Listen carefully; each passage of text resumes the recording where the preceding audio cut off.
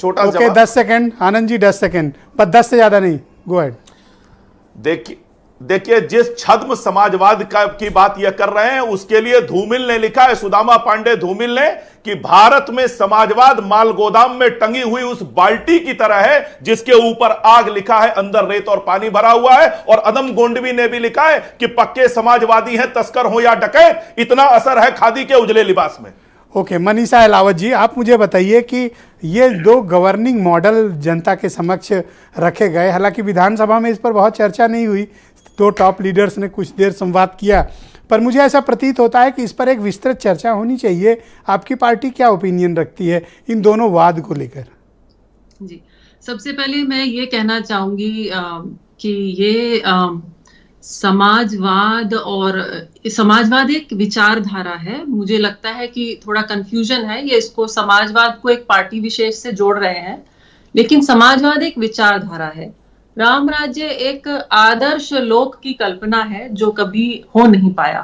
और जहां तक ये बात है कि ये समाजवाद कहीं पर भी आज तक सक्सेसफुल नहीं हुआ है, सफल नहीं हुआ, तो मैं बता दूं आपको, ऐसी दुनिया में कंट्रीज हैं जहां पर समाजवाद लागू है। और मैं तो कहूंगी उत्तर प्रदेश में भी लागू है। आपके पास भी एक सोशल वेलफेयर डिपार्टमेंट है, आपकी तमाम स्कीमें हैं, आप ये जो राशन वितरण कर रहे हैं, इतनी सारी स्कीम है, उज्ज्वला वगैरह, ये किसके अंतर्गत आती है? ये सोशल वेलफेयर डिपार्टमेंट, यानी आप बांट रहे हैं मुफ्त में कुछ, तो वो समाजवाद के अंतर्गत ही आता है। और मनीषा जी, नाम और विचार दो अलग चीजें होती हैं। सोशलिस्ट डेमोक्रेटिक पार्टीज हैं, सोशलिस्ट डेमोक्रेटिक पार्टीज हैं, कंट्रीज हैं, और ये सक्सेसफुल है, हमसे आगे हैं। तो ये कहना कि समाजवाद कहीं पर भी सफल नहीं हुआ है, ये भी गलत है।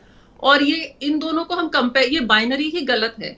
राम राज्य कुछ और है और समाजवाद एक विचारधारा है। जो इसको आप काउंटर कैसे करिएगा कि ये समाजवाद अमीरों को गरीब, गरीबों को गुलाम बनाता है? ये बहुत ही फंडामेंटली गलत और बेतुका सा एक स्टेटमेंट है। इसके बारे में तो कुछ कहना ही नहीं चाहिए। मुझे क्या लगता है, समाजवाद हर पार्टी, हिंदुस्तान की हर पार्टी के मैनिफेस्टो में है, बीजेपी के खुद के मैनिफेस्टो में है। ये तमाम वेलफेयर स्कीम्स जो हैं ये चला रहे हैं, ये किसके अंतर्गत आती है? ये समाजवाद। अगर आप कैपिटलिस्ट स्टेट चलाना चाहते हैं तो उसमें तो ये वेलफेयर डिपार्टमेंट बंद कर दीजिए, फिर मत चलाइए। पर रामराज का मतलब कैपिटलिस्ट स्टेट नहीं होता मैडम। एग्जैक्टली नहीं होता, तो इसे कंपेयर नहीं कर सकते। रामराज्य क्या है बताइए, क्या है रामराज्य? ये एक आदर्श लोक है जो कहीं लिखा गया है हमारी किताबों में, लेकिन ये भी कहां पर लागू है बताइए? पूरे दुनिया में कहां लागू है रामराज्य? ये एक आदर्श है जो हम चाहते हैं कि हो किसी दिन। तो 25 करोड़ उत्तर प्रदेश के लोगों की तरक्की किस रास्ते हो सकती है? देखिए, समाजवाद में कौन सा, न्याय भी किस प्लेटफॉर्म पे हो सकती है? फिर से पूछिएगा। 25 करोड़ उत्तर प्रदेश के लोगों की तरक्की किस प्लेटफॉर्म से हो सकती है? रामराज से, समाजवाद से, दोनों से मिला के, या कोई चौथा अन्य? देखिए, ये कोई भी एक हम नहीं अपना सकते हैं, इसमें सभी को आगे, सभी को मिश्रण हमें लाना होगा। सभी समाजवाद भी होगा और मैं कहती हूँ कैपिटलिस्ट भी होगा, क्योंकि हम जब तक उद्योग नहीं लगाएंगे तो अवसर कैसे पैदा करेंगे? तो एक बैलेंस कहीं पर बीच में आना होगा। ये एकदम तो आप रामराज की अवधारणा को खारिज करती हैं?